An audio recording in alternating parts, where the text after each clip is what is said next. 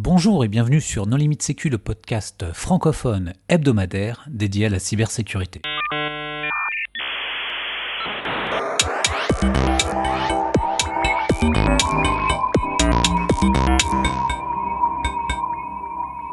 Alors aujourd'hui, nous allons parler de la sécurité du cloud avec Christophe Tafani de Repère. Bonjour Christophe. Bonjour. Pour discuter avec lui, les contributeurs Non Limite Sécu sont Nicolas Ruff. Bonjour. Hervé Schauer. Bonjour. Vladimir Collat. Bonjour. Et Marc-Frédéric Gomez. Bonjour. Alors Christophe, on a déjà réalisé plusieurs épisodes ensemble, mais pour les auditeurs qui ne les auraient pas écoutés, est-ce que tu veux bien te présenter ? Oui, bien sûr. Alors, je m'appelle Christophe, j'habite à Lausanne, en Suisse, dans la partie qui parle français. Et je travaille chez Datadog principalement sur des sujets de sécurité cloud et d'open source. Alors, le cloud, on a tous une idée peut-être préconçue. Est-ce que tu peux nous expliquer ce que c'est ?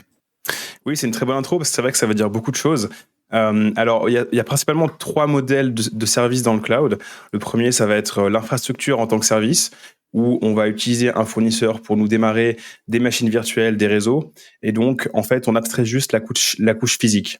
Il y a le modèle après plateforme en tant que service, où on va vraiment juste donner une application. Et il y a un fournisseur qui va le faire tourner pour nous. Et le dernier, qui est aussi le plus répandu, parce que c'est là où il y a le plus d'utilisateurs finaux qui vont être impactés, c'est le software as a service, donc le logiciel en tant que service, où là, c'est vraiment une application qu'on va utiliser. Et nous, ce qu'on fournit, c'est vraiment juste la donnée.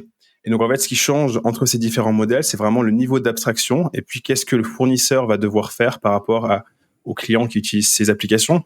Donc, typiquement, quand on utilise un SaaS, un logiciel en tant que service, on n'a rien à faire. C'est plutôt sur la partie donc authentification et c'est là où on va donner des données qui vont aller dans ce logiciel. Le plateforme en tant que service, on va vraiment donner une application, donc c'est nous qui allons écrire et gérer, mettre à jour cette application, mais tout ce qui est en dessous, donc le système d'exploitation, la partie physique, etc., ça va être le fournisseur qui la gère. Et dans la partie infrastructure en tant que service, on va aussi gérer le système d'exploitation qui est en dessous.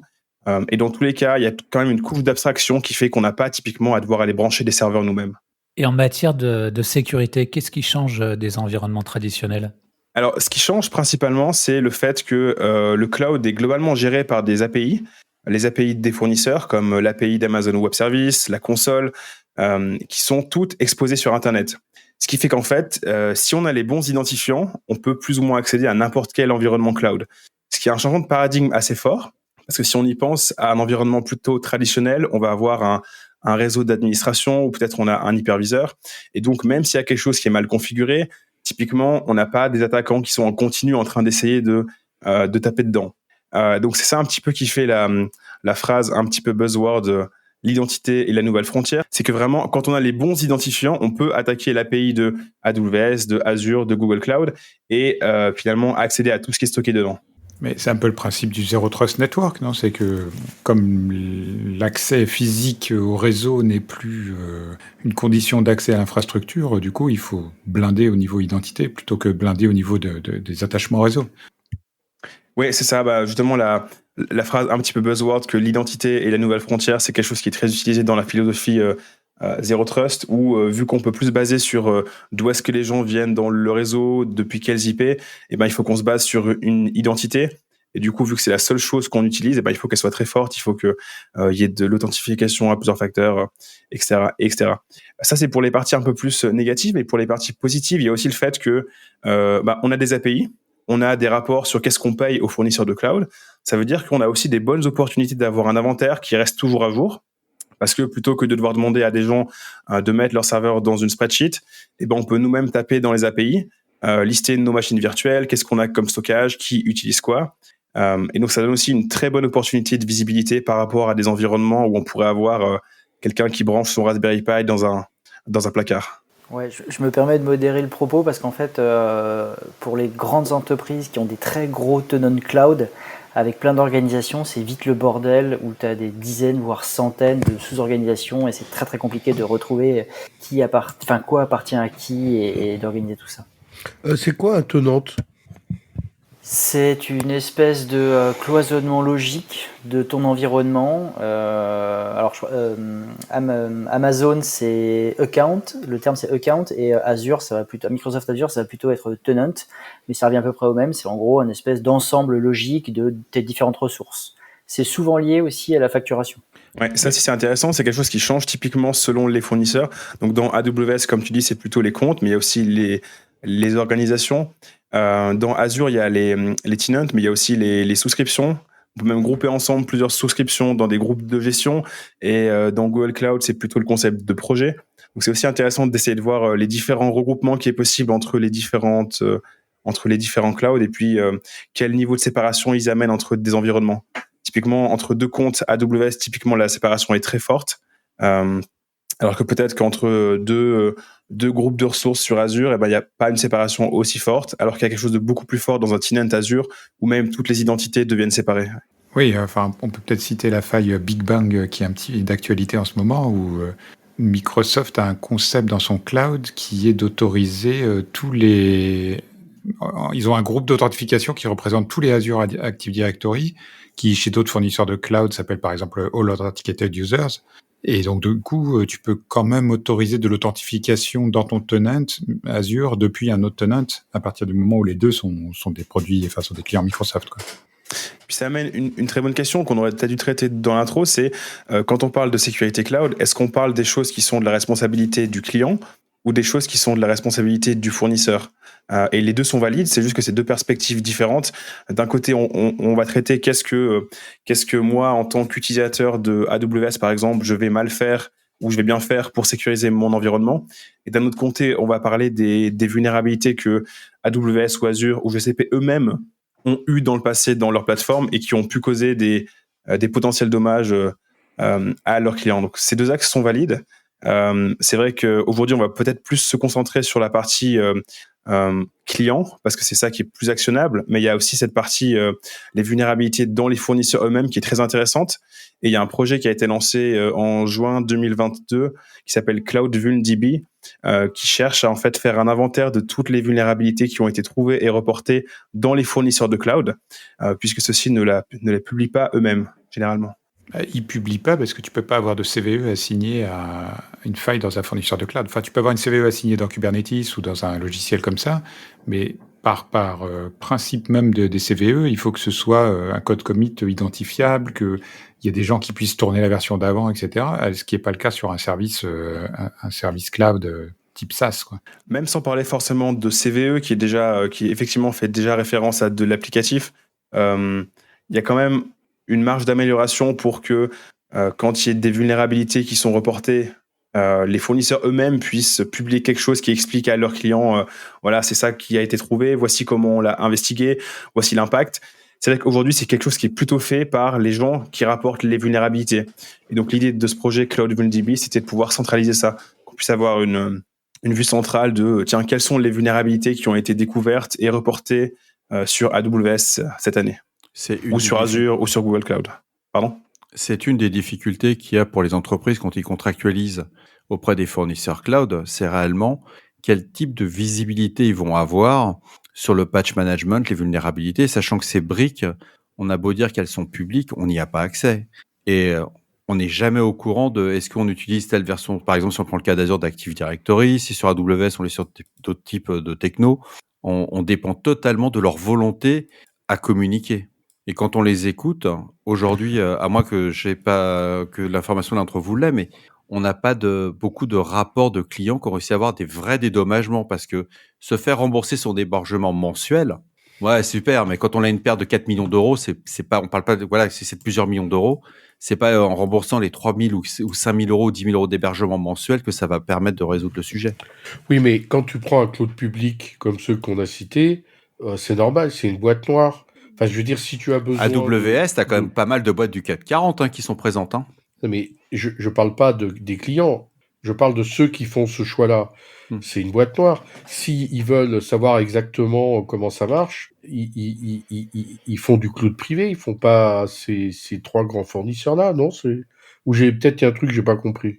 Moi, je comprends pas ton problème, Marc Fred, parce que Là, tu parles de disponibilité, c'est-à-dire si un site est down, tu perds de l'argent, mais c'est pas... Non, compromis, on parle de compromission. On parle qu'il y a Mais une bulle et tu te fais compromettre. il n'y a pas, à ma connaissance, de faille liée à une infrastructure cloud qui ait conduit à des dommages financiers pour un client. Si tu regardes les cas comme Capital One ou ceux qui ont été vraiment high profile dans la presse, en fait, à chaque fois, c'était le client qui avait fait des erreurs de configuration ou qui avait fait fuiter des clés d'API sur GitHub ou qui avait un ancien... C'est comme le conducteur d'une voiture, c'est toujours sa faute jusqu'au moment où il y a une commission fédérale qui fait une enquête, on découvre que la voiture a un bug. Mais oui, mais je suis d'accord avec toi, c'est le client. Le client est toujours... C'est entre la chaise et le clavier le problème. Non, faut arrêter. On peut pas on peut pas à chaque fois dire qu'un fournisseur de cloud fournit une solution, comment dirais-je, up-to-date, patchée, et que le client, parce qu'il fait des mauvais choix de configuration, bon, il y en a quelques-uns qui méritent quand on met un mot de passe admin, 1, 2, 3, 4, 5, 6, lui, on peut rien pour lui. Mais pour les autres, il y a quand même, grâce à ce portail VulnDB Cloud, il y a quand même un avantage, on a un peu plus de visibilité. Et je suis désolé, on peut pas faire confiance à un éditeur de logiciel. Ça sera un logiciel qui n'a pas de bug. C'est pas possible, on peut pas faire confiance aux brutes de fonderie. Pardon. Qu'est-ce que tu es en train de dire, Marc Fred? Tu es en train de dire qu'à chaque fois quelqu'un a cliqué pour activer une macro Office, tu dois faire un procès à Microsoft pour récupérer de l'argent, c'est ça? Non, ça s'appelle une feature, ça, Nicolas. Enfin, pour revenir un peu sur le sujet du cloud, moi j'aurais un avis un peu intermédiaire entre vous deux, c'est qu'il y a des vulnérabilités, on va clôturer un peu après le sujet et revenir sur le sujet principal, mais il y a des vulnérabilités sur le cloud qui sont majeures, que ce soit Azure, AWS, etc., GCP. Exactement. Par contre, le problème c'est que si elles sont exploitées, tu le sauras pas, même si le provider cloud ne le sait pas. Il y a eu 2 vulnes assez catastrophiques qui ont été publiées par une boîte israélienne il y a, je crois, 1 an. L'une c'est sur CloudFormation, en gros, qui permettait d'accéder par une XXE à toutes les données des autres clients, et l'autre c'était sur AWS Glue. Enfin, c'était juste monstrueux, mais tu sais pas si ça a été exploité. Enfin voilà, t'en as aucune idée, tu le sauras jamais. Alors justement, on va revenir à la sécurité du cloud. Et dans le plan que tu nous as adressé, tu parles de 2 concepts, sécuriser le plan de contrôle et sécuriser le plan de données. Alors de quoi il s'agit ? Oui, alors dans le cloud, il y a souvent 2 concepts différents qui sont le plan de contrôle et le plan de données. Donc le plan de contrôle, ça va vraiment être comment est-ce qu'on sécurise les API, les interfaces d'administration à notre cloud. Et le plan de données, ça va être une fois qu'on provisionne des choses, des applications, des machines virtuelles, des réseaux, comment est-ce qu'on sécurise ça? Typiquement, le plan de contrôle, ça va être l'API d'AWS, la console de GCP, ce genre de choses. Et le plan de données, ça va être comment est-ce qu'on se connecte à nos machines en SSH, par exemple, ou bien comment est-ce que nos applications parlent entre elles. Donc typiquement, les gens qui vont utiliser le plan de contrôle, ça va être plutôt des développeurs, des ingénieurs, et les gens qui utilisent le plan de données, ça va être, par exemple, des utilisateurs finaux qui vont accéder à une application à travers un répartisseur de charge. Donc c'est un peu les 2 grands axes, le plan de contrôle et le plan de données. Et globalement, ce qui est important, c'est qu'on puisse sécuriser à la fois le plan de contrôle et le plan de données. Parce que si on a un accès très sécurisé à notre console cloud, mais qu'on démarre des machines virtuelles qui ont des bases de données exposées sur Internet sans authentification, on n'est pas très sécurisé. Mais à l'opposé, si on démarre des machines virtuelles très sécurisées, qui sont pas exposées sur Internet, etc., mais qu'on peut accéder à notre console cloud avec admin, ça aide pas beaucoup. Donc c'est vraiment ces 2 choses sur lesquelles il faut travailler. Donc la sécurisation du plan de contrôle, ça va principalement passer par les identités. Comment est-ce qu'on accède à l'environnement cloud? Est-ce qu'il y a de la fédération d'identités? Est-ce que les utilisateurs qui sont dans votre cloud sont liés au cycle de vie des utilisateurs dans votre entreprise? Typiquement, est-ce que si quelqu'un part demain, il a toujours accès aux environnements cloud? Tout ce genre de choses. Il y a aussi la partie comment est-ce que les applications elles-mêmes accèdent à l'environnement cloud. En général, quand on fait tourner des applications dans le cloud, elles-mêmes, elles vont accéder à des environnements de stockage comme S3 ou d'autres choses. Et donc, il faut régler cette question. Voilà. Et pour le plan de données, ça va être plutôt similaire à ce qu'on a on-prem dans les environnements plus traditionnels. C'est qu'est-ce qu'on a d'exposé sur Internet? Est-ce que quand on s'authentifie sur nos machines virtuelles, par exemple, on a des mécanismes sécurisés d'authentification? Qu'est-ce qu'on a comme chiffrement, etc., etc. Donc, c'est un peu les 2 axes. Pour résumer, le plan de contrôle, on va principalement travailler sur les identités, et le plan de données principalement sur qu'est-ce qu'on a comme exposition, comme configuration au niveau des ressources qu'on a démarrées elles-mêmes. Et quelles sont les problématiques les plus rencontrées? Problématiques de sécurité, j'entends. Alors globalement, c'est une question intéressante, et ce qui est intéressant de faire quand on pose cette question, c'est d'essayer de voir qu'est-ce qu'on a comme vrai incident qui se passe, et puis qu'est-ce qu'on peut en apprendre. Et globalement, c'est relativement dur de trouver des données là-dessus parce qu'évidemment, les entreprises qui ont des incidents cloud ont tendance à pas trop vouloir les publier. Et les incidents qu'on a, ils souffrent un peu du biais du survivant, où on voit les incidents qu'on a détectés, qui ont été reportés, mais peut-être qu'il y en a d'autres qu'on n'a jamais vus ou qui sont moins reportés. Cela dit, il y a quelques initiatives qui visent à essayer d'inventorier les incidents cloud. Il y en a 2 ou 3 qu'on va mettre dans les notes de l'épisode, dont un qui est maintenu par Rami McCarthy, qui fait un super travail pour faire ça. Et globalement, on voit qu'il y a 3 grosses causes, en tout cas sur les incidents de 2021 et 2022. La première, c'est les identifiants statiques qui n'expirent jamais. La deuxième, c'est le stockage mal configuré. Et la troisième, c'est les falsifications de requêtes côté serveur, donc les SSRF en anglais. Donc peut-être qu'on peut regarder globalement qu'est-ce que ça veut dire. Donc la première cause, c'est vraiment les identifiants, les utilisateurs IAM, les comptes de service qui ont des identifiants qui ne changent jamais, dont le cycle de vie n'est pas géré, et qui vont finir statistiquement par se retrouver dans un fichier de config, dans du code source, dans des fichiers de log, dans une application côté client, etc. Donc là, globalement, la solution, c'est d'essayer le maximum d'éviter n'importe quel identifiant qui est statique. Donc typiquement, sur AWS, on va essayer de ne pas avoir d'utilisateur IAM du tout, et à la place de faire de la fédération d'identité.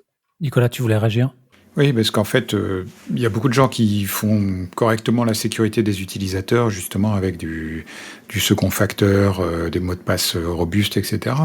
Mais tout ce qui est compte de service, clé d'API et autres, c'est équivalent à du simple facteur, en fait. Si tu connais alors, dans les comptes de service, c'est souvent une clé, donc c'est pas des mots de passe faibles, mais si tu connais cette clé, tu peux te loguer avec, il n'y a pas de second facteur. Et c'est par là que vient la faille. Exactement. Et là, tu lèves un point très intéressant qui est que, en fait, il y a 2 types d'identités qu'il faut prendre en compte et qui sont très différentes. C'est comment est-ce qu'on authentifie les humains et les applications. Parce que forcément, on peut demander à un humain d'utiliser une clé physique, par exemple. Une application, c'est forcément quelque chose qui est automatisé. Et là, globalement, pour les applications, en fait, c'est la même chose. Il faut essayer d'éviter au maximum tout ce qui est identifiant statique.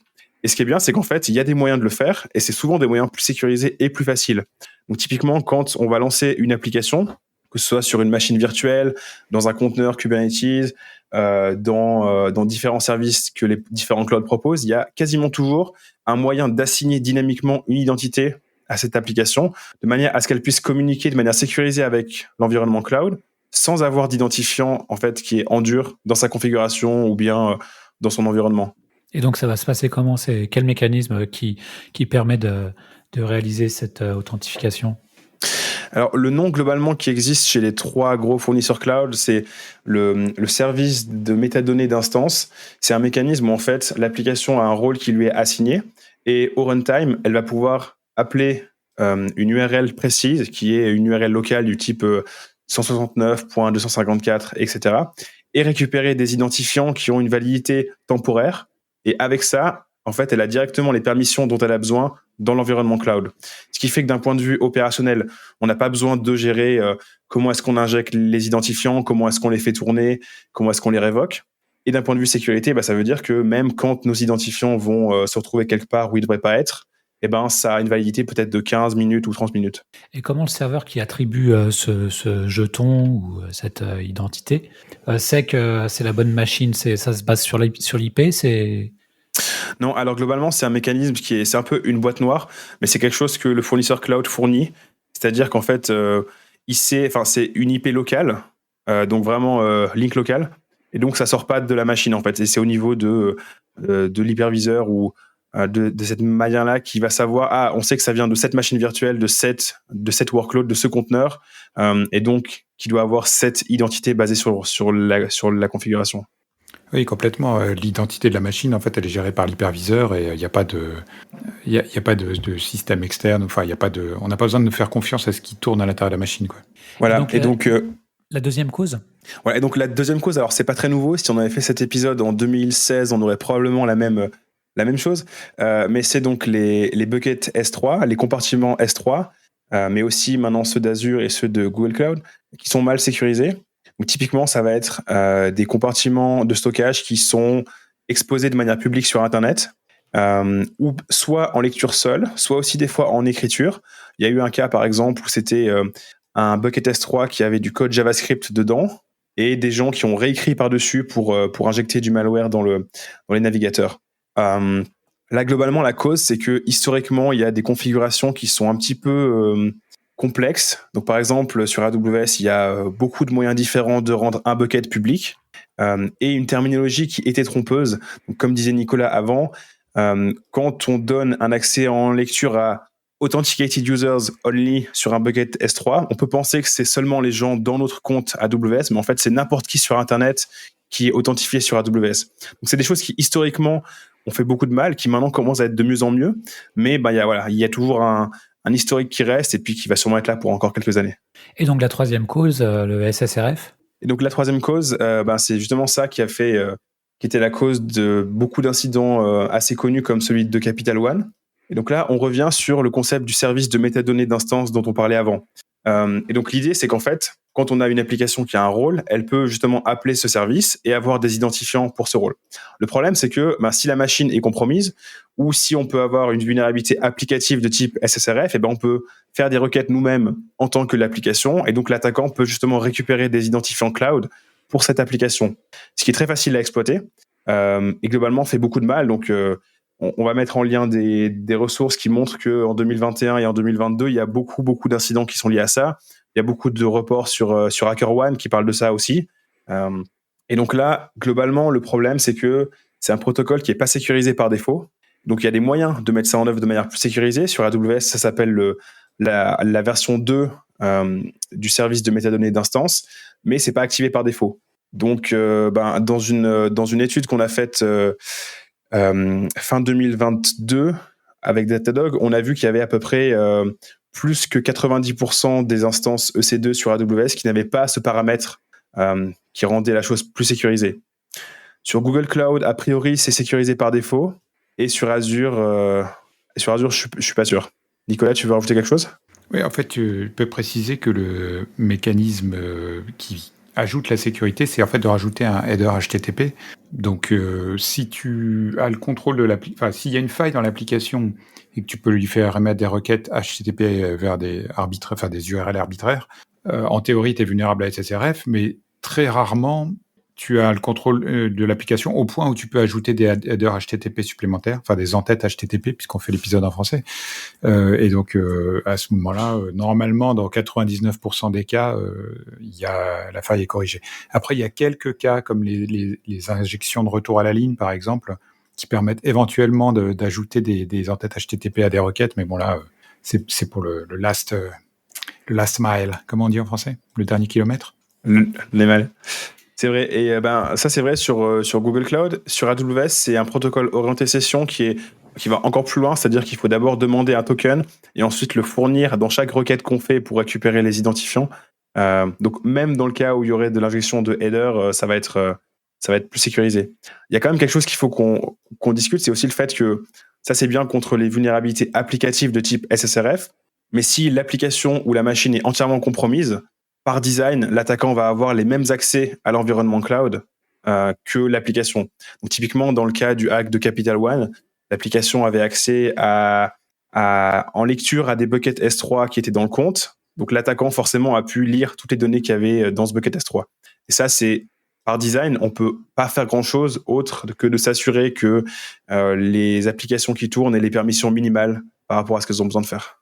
Après, historiquement, cette histoire de serveur web, j'étais pas chez AWS quand ils ont pris la décision, mais c'est un peu une erreur de l'histoire, quoi. C'est-à-dire qu'il y avait plein d'autres manières de faire. Ça aurait pu être une socket Unix locale, ça pourrait être un attribut étendu sur un fichier ou quelque chose comme ça. Ils ont décidé de faire un serveur HTTP, et pourquoi pas, quoi. Mais ça a généré ces problèmes de SSRF après. C'est vrai que ça, il y a aussi la question de il faut que ce soit facile à utiliser pour que les gens l'utilisent, et il faut aussi se rappeler que ça permet de résoudre justement la première cause dont on parlait, qui fait que maintenant on n'a plus besoin de mettre en dur des clés d'accès AWS sur une machine virtuelle, justement grâce à ça. Donc c'est vrai qu'il faut aussi se poser la question, à quel point est-ce que la valeur que ce nouveau mécanisme apporte, même s'il y a des vulnérabilités dedans, va nous réduire du risque par rapport au fait d'avoir des clés d'API en dur, quoi. Ce que je veux dire, c'est qu'au niveau du design initial, ils auraient tout à fait pu dire le jeton est servi par un port série, par exemple. Et du coup, depuis une application compromise, aller pouvoir lire et écrire sur un port série, c'est assez rare. Donc du coup, ça aurait limité beaucoup l'exposition. Par contre, pouvoir faire des requêtes HTTP depuis une application compromise, c'est quand même un scénario assez classique, puisque la plupart des trucs... Il y a pas mal de vulnérabilités SSRF, par exemple en PHP, qui te permettent de faire autre chose que de l'HTTP, du FTP, du SMB, plein de choses comme ça. Donc potentiellement, tu pourrais arriver au même cas. Oui, mais tu vois, si tu dois ouvrir une device en passant un flag particulier sur l'appel à open, du coup, là, juste le fait de pouvoir lire un fichier suffit pas, quoi. Ouais, bonjour la flexibilité après. Hein. Ouais, ça, c'est que du coup, là, c'est quelque chose qui est quand même très facilement utilisable, peu importe que ça tourne dans un conteneur, sur une machine virtuelle, et ça dépend pas de l'OS aussi. Donc c'est vrai qu'en termes de facilité d'usage, c'est quand même très, très facile. Et est-ce que si on mettait un WAF en place, ça résoudrait le problème? Non. Parce que Alors, le WAF les n'a WAF, pas c'est pas magique, connaissance de l'identité de la personne qui appelle. Il peut pas faire la différence entre une application, un client compromis et un client légitime. Dans les deux cas, le client demande un token. Avec ChatGPT, Ouais, parce que- ton WAF, il le connaît. Hein. Moi, j'ai entendu sur No Limit Sécu un président qui parlait qu'avec l'intelligence artificielle, on l'avait. Ouais, alors plaisanterie mise à part, quand même, la manipulation de header, etc., c'est quelque chose que tu dois pouvoir détecter. Mais Christophe, tu voulais rajouter quelque chose? Non, juste le fait que le WAF, ça peut être utile, parce que typiquement, on s'attend pas à ce que, par exemple, quelqu'un qui utilise un site web commence à injecter des URL avec des IP très particulières comme celle du service de métadonnées d'instance, mais forcément, ça se contourne. Donc, ça peut être bien pour avoir une idée initiale que les gens sont en train d'exploiter, ou en tout cas d'essayer d'exploiter une application, mais ça va pas être quelque chose qui va éviter une brèche de données.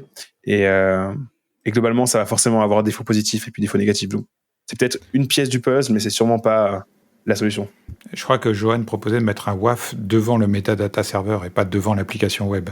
Auquel cas, comme la plupart des gens vont récupérer le token d'authentification avec un curl directement entre deux backticks, ça change pas grand-chose. Tu peux pas faire la différence entre une requête légitime et une requête illégitime. Alors Nico, moi ce que je propose, c'est de mettre un WAF devant tous les services HTTP. Alors, c'est même pas forcément une si mauvaise idée, c'est pas facile à faire, mais je sais que Netflix avait fait de mémoire quelque chose comme ça avant la version 2 du service de métadonnées d'instance sur AWS, où justement, il mettait une sorte de proxy entre les applications et le service de métadonnées d'instance avec du IP tables au milieu.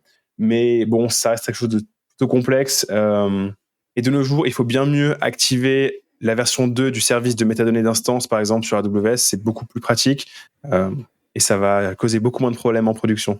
Il me semble aussi qu'entre AWS et GCP, il y a une différence qui est que tu peux firewaller le service de metadata server sur AWS, alors que sur GCP, il me semble que c'est géré tellement bas dans la stack que tu peux pas mettre de firewall devant, quoi.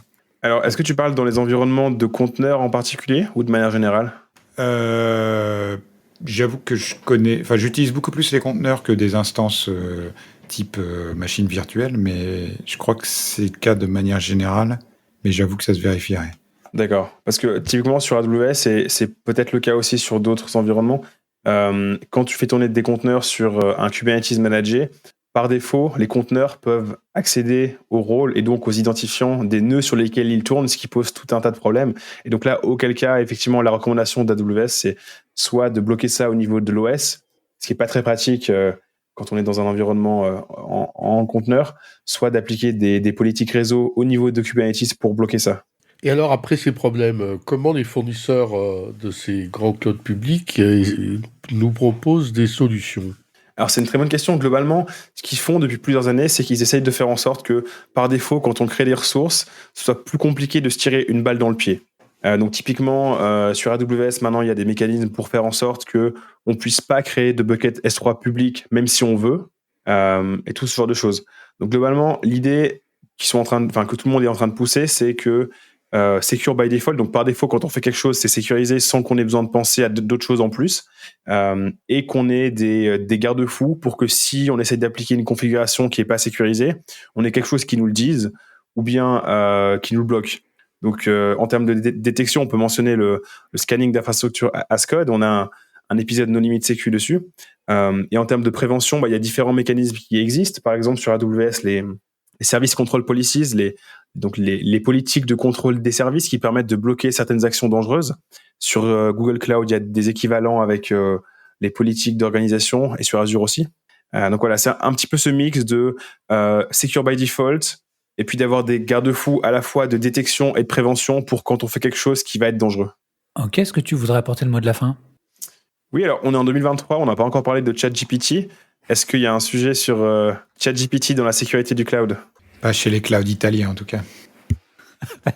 Non, mais plus sérieusement, alors c'était intéressant ces derniers jours, voire plutôt mois, Il y a quelques outils qui sont sortis, donc liés soit à la sécurité cloud, soit au cloud en général, basés sur ChatGPT ou en tout cas des modèles d'intelligence artificielle. Donc il y en a un qui s'appelle CloudGPT qui permet de lui donner une politique IAM AWS et qui nous dit s'il y a des problèmes de sécurité dedans. Alors évidemment, à utiliser à vos propres risques et périls. Il y a aussi un autre outil intéressant qui s'appelle AIAC, comme intelligence artificielle infrastructure as code, qui permet de générer à la volée, en utilisant GPT-3, des snippets d'infrastructure en tant que code. Donc on peut lui dire donne-moi le code Terraform pour un bucket S3 et il va nous donner justement ce code. Donc, ça pose une problématique intéressante, c'est que quand on a des intelligences artificielles qui génèrent ça, si elles ont été entraînées sur des environnements, sur des datasets qui n'étaient pas sécurisés, eh ben ça va pas forcément cracher des choses très sécurisées. Donc typiquement, si on lui demande de nous donner du code pour générer un bucket S3 par défaut, voilà, il faut faire très attention. Et c'est une problématique qui est intéressante. Mais là, tu vas trigger Mark Fred, parce que si l'intelligence artificielle a généré une faille, contre qui il va se retourner s'il perd des millions? Il restera toujours le mandataire social. Ok Christophe, alors est-ce que tu aurais un vrai mot de la fin en conclusion? Qu'est-ce que les auditeurs doivent retenir ou quelles sont les perspectives à venir? Oui, alors globalement une grosse partie des problèmes de sécurité dans le cloud viennent de la complexité. Donc le fait d'essayer d'avoir des environnements, des architectures les plus simples possibles, ça va aider. La seconde chose, c'est vraiment d'essayer de mettre le paquet sur les identités et de faire la chasse aux secrets statiques qui ne changent jamais. Donc vraiment d'essayer d'avoir de la fédération d'identités et d'essayer d'avoir des mécanismes sécurisés d'authentification pour les applications. En plus de ça, d'avoir des paradigmes de sécurité par défaut. Donc il faut que pour les développeurs, ce soit simple de faire la bonne chose. Quand on fasse quelque chose par défaut, ce soit sécurisé. Et puis avec des garde-fous qui nous permettent d'avoir des alertes ou qu'on soit bloqué quand on fait des choses vraiment dangereuses. Je pense que ça paraît être un très bon début. On mettra comme note dans l'épisode aussi différentes ressources qui permettent de prioriser ça, parce que c'est vrai que quand on commence dans la sécurité cloud, il y a beaucoup de choses et c'est compliqué de savoir dans quoi est-ce qu'il faut prioriser nos efforts. Donc il y a quelque chose sur lequel j'ai travaillé récemment, c'est une base de données de problèmes courants de sécurité cloud, voilà, qui est cherchable et qui permet d'essayer de comprendre un petit peu les choses les plus courantes et les plus critiques dans le cloud, parce que on va souvent avoir un mix de choses qui nous sont remontées, qui sont pas très critiques, mais qui sont très visibles, et des choses qui sont peut-être moins visibles, mais très critiques et beaucoup plus actionnables. Donc voilà, le but, c'est d'essayer de faire en sorte que les gens puissent se concentrer sur les choses qui sont vraiment importantes. Merci Christophe, merci beaucoup d'avoir accepté notre invitation. Merci aux contributeurs. Chers auditeurs, nous espérons que cet épisode vous aura intéressé. Nous vous donnons rendez-vous la semaine prochaine pour un nouveau podcast. Au revoir. Au revoir.